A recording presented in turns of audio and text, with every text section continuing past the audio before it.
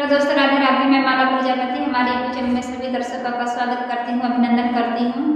आज मैं एक बहुत ही प्यारा विवाह गीत लेकर आई हूँ। अगर आप सभी को अच्छा लगे तो प्लीज लाइक करना, कमेंट करना और मेरे चैनल को सब्सक्राइब करना।